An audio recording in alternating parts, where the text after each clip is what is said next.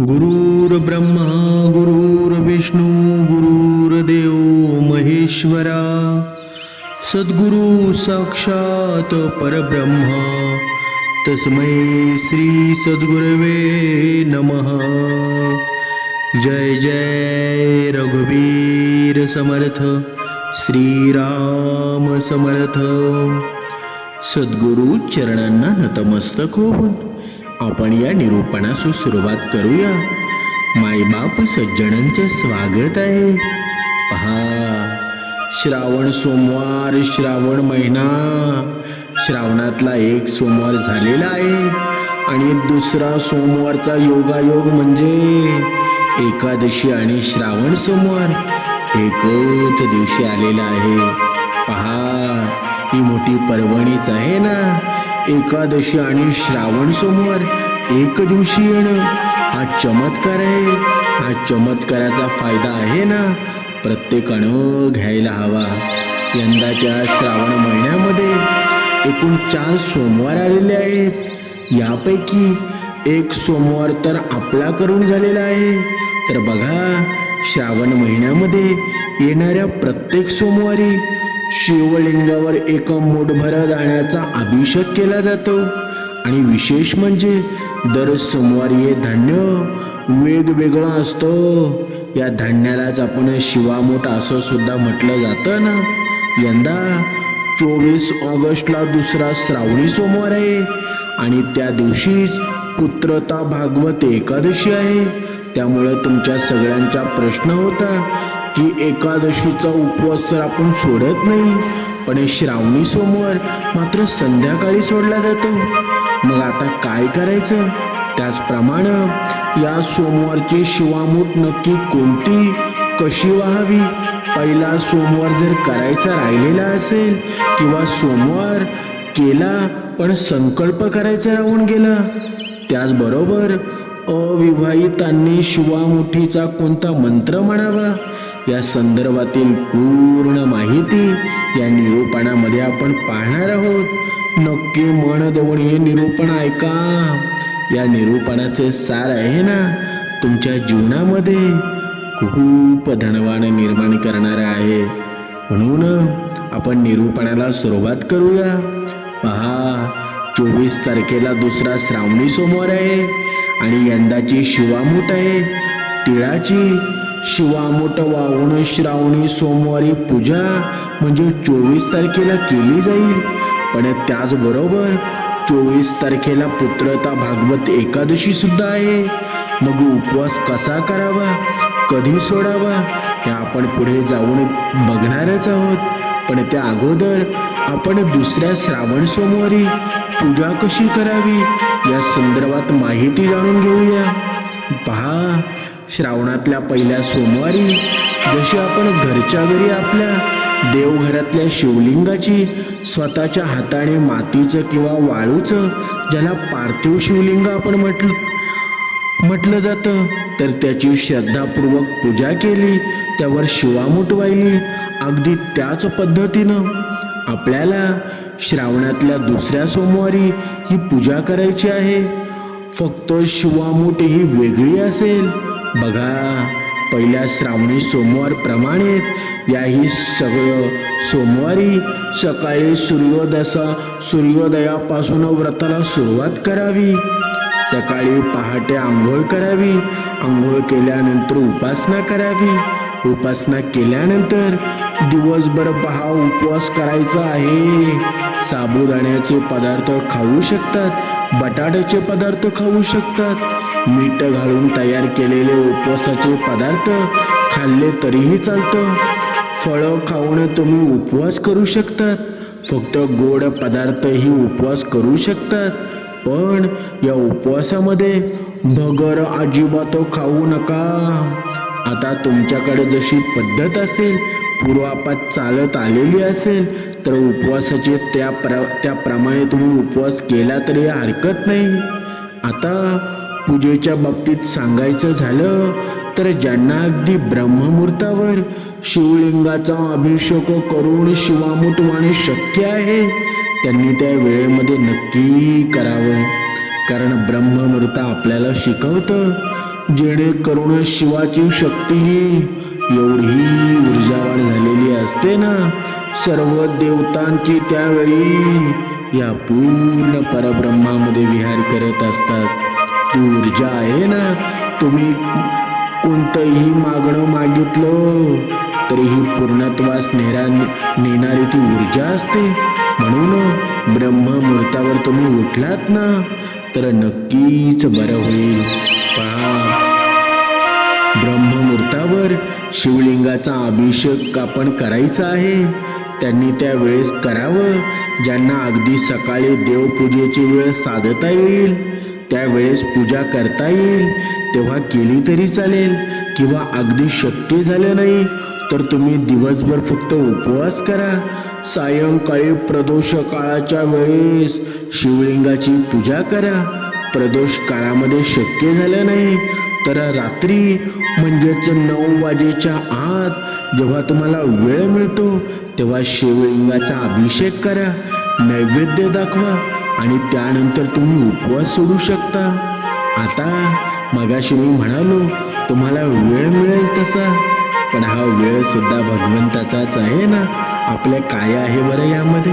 काहीच नाही ना. मग भगवंत सुद्धा आपल्याला वेळ देत असतो. हे आयुष्य आपल्याला भगवंताने दिलं, जन्म आपल्याला भगवंताने दिला, तरी सुद्धा आपण काय म्हणतो बरं? माझ्याकडे वेळ नाही. भगवंताची पूजा करायचं आपल्या समोर वेळ नसेल तर आपण काय कामाचे बरं? पैसा आपल्याला खाता येतो का? पैसा आपल्याला आनंद देतो का? पैसा आपल्याला समाधान देतो का? काहीच नाही. तरी सुद्धा आपण म्हणतो माझ्याकडे वेळ नाही. बघा, तुम्ही स्वतः चिंतन करा, तुम्हाला या प्रश्नाचं उत्तर मिळून जाईल. आता बघा, या दुसऱ्या श्रावण सोमवारीला एकादशी व श्रावणी सोमवारचे असे 2 उपवास एकत्र आलेले आहेत. मग हे दोन्ही उपवास आपण कसे सोडायचे ते अगोदर आपण पाहू. आता करायचं काय? अगदी सोपं उत्तर आहे. त्याच्यावरती तुम्हाला सगळ्यांना माहीत आहे की श्रावणी सोमवारी भगर चालत नाही. भगर इतर वेळी आपण उपवासाला खातो, बरोबर. एकादशीच्या उपवासाला भगर चालते, पण श्रावणी सोमवारच्या उपवासाला भगर अजिबात चालत नाही. आणि म्हणूनच तुम्हाला दिवसभर उपवास करायचा आहे. जसा तुम्ही नेहमी करता तसं उपवासाचं फराळाचे पदार्थ खाऊन संध्याकाळच्या फराळामध्ये मात्र भगर खायची नाही, भगर खायची आहे. म्हणजे भगरीवर तुम्ही श्रावणी सोमवार सोडणार आहात, पण तुमची एकादशी सुद्धा मोडणार नाही. कारण एकादशीला तर भगर सुद्धा चालते. म्हणून दिवसभर तुम्ही फळाहार घेऊ शकता, फक्त भगर खाऊ नका. भगर फक्त आपल्याला संध्याकाळी खायची आहे. दूध घेऊ शकता. जसा उपवास इतर दिवशी करताना तसाच तुम्ही करू शकता. प्रश्न फक्त आहे की दोन्ही उपवास एकत्र कसा घडवायचा? तर तो संध्याकाळी भगरीवर सोडायचा. शिवणपूजन झाल्यानंतर भगर खायची, म्हणजे श्रावणी सोमवार सोडल्यासारखं होईल. पण तरी सुद्धा एकादशी मात्र मोडणार नाही. त्याचप्रमाणे श्रावणाच्या पहिल्या सोमवारी संकल्प करायला जमला नाही किंवा पहिल्या सोमवारचं करणं झालं नाही तर त्यांनी दुसऱ्या सोमवारी संकल्प करून मग पूजेला सुरुवात करावी. त्याचप्रमाणे ज्यांना पहिल्या सोमवारी शिवामूठ वाहता आली नाही त्यांनी या सोमवारी नक्की करायचं आहे. बघा, एक सोमवार जास्त धरायचं आहे, ते सुद्धा तुम्हाला पुढे जाऊन पाहायला मिळेल. आता शिवलिंगाला आपण सर्वप्रथम पाण्यानं स्वच्छ करून घेतलं. त्यानंतर आपण पूजेमध्ये घेतलेलं एक दूध, दही किंवा पंचामृत यांचा अभिषेक करून घ्यायचा. पुन्हा एकदा शिवलिंग पाण्याने स्वच्छ करून घ्यायचं, कापडाने पुसून घ्यायचं आणि त्यानंतर शिवलिंगावर चंदनाचं लेपन करायचं, किंवा तुम्ही फक्त भस्म लावला तरीही चालेल. अष्टगंध तुमच्याकडे असेल तोही लावला तरी सुद्धा चालतं. त्यांच्यानंतर काय करायचं? आपल्याला एक पांढरं कापड पाटावर किंवा चौरंगावर अंथरून त्याच्यावर एक ताट ठेवायचं आहे. तुम्ही स्टीलचं ताट घेतलं किंवा परात घेतली तरी चालेल. म्हणजे काहींकडे वस्तू उपलब्ध नसतात तर मग मनामध्ये संकोच बाळगू नका. तर बघा, ताटामध्ये शिवलिंग ठेवण्यापूर्वी आपण थोड्याशा अक्षता ठेवायच्या किंवा तुम्ही बेलपात्र जी आपली सुलट बाजू असते त्या बाजूला करून बेलपात्र ठेवून त्यांच्यावर शिवलिंग ठेवलं तरी चालेल. त्यानंतर शिवलिंगाला आपण पांढऱ्या रंगाचा धागा किंवा कापूस अर्पण करायचा आहे. एक बेलपात्र पालथं करून व्हायचं आहे. तुमच्यापैकी बरेच जण विचारत होते, मागच्या निरूपणामध्ये शिवलिंगाला दुर्वा वाहत नाही. तुम्हाला कोणी सांगितलं की शिवलिंगाला दुर्वा वाहत नाही? शिवलिंगामध्ये भक्त भगवान शिव अजिबात नाहीत, तर त्यांचा संपूर्ण परिवार बसलेला आहे. तर त्यांच्यामध्ये श्री गणेश भगवान तर येतात, तर गणेश भगवानांना दुर्वा चालतात. तसेच शिवलिंगालाही दुर्वा चालतात. महादेवांना सुद्धा दुर्गा प्रिय आहेत, कारण आपण पत्री पूजा करतो. बघा, हरताळिकेच्या वेळेस तर तेव्हा महादेवांची पूजा करतात. ज्या पत्री वाहिल्या जातात त्यामध्ये दुर्वाचाही समावेश होतो. त्याचप्रमाणे पांढऱ्या रंगाची फुलं किंवा गोकर्णाची निळी फुलं, नाहीतर मग सध्या कोणतीही फुलं तुम्ही शिवलिंगाला वाहू शकतात.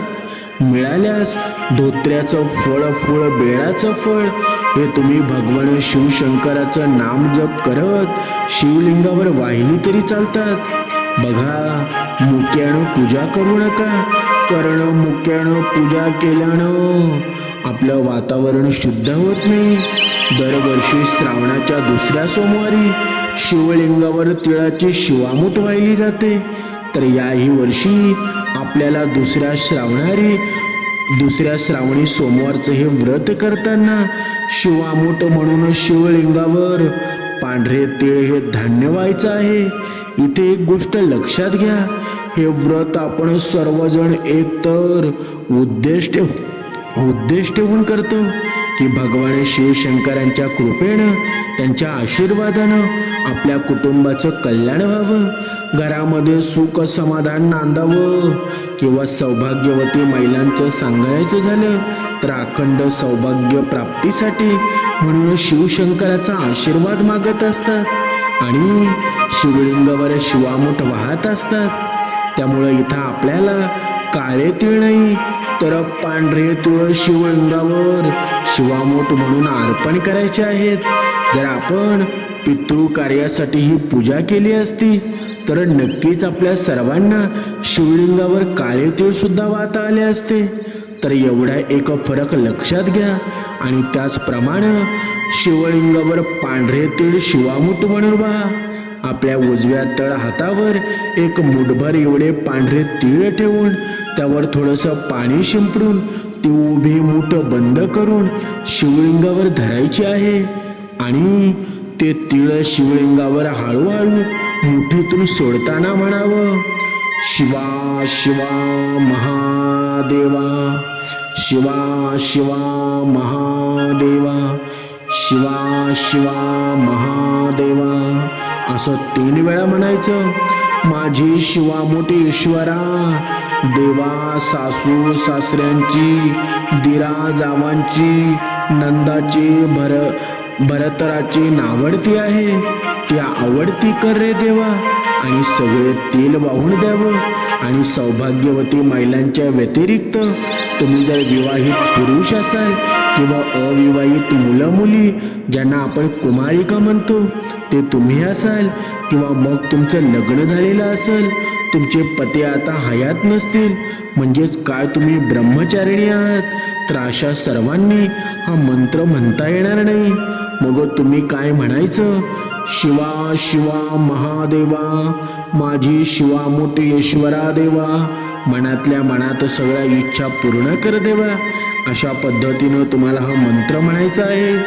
तुमच्यापैकी जे कोणी श्रावणाचा पहिला सोमवार करू शकले नाहीत, म्हणजे तुमच्याकडून पूजा झाली नाही किंवा मग तुम्ही शिवामूठ वाहू शकला नाहीत, तर मग काय करायचं आहे?